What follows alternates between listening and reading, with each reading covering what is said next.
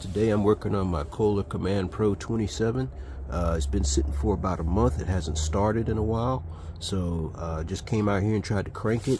I was not getting any fuel into my fuel filter, so now I'm checking the system to see why I'm not getting fuel when I crank. I disconnected my air-powered fuel pump here, and when I crank, nothing comes out. But something does come out when I pour it out. So now we know that we're getting fuel here, but it's not pumping it to the engine.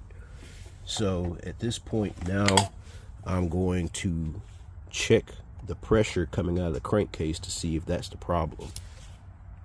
So now I have my vacuum gauge hooked in. I'm going to crank it and see if we get anything on the screen here.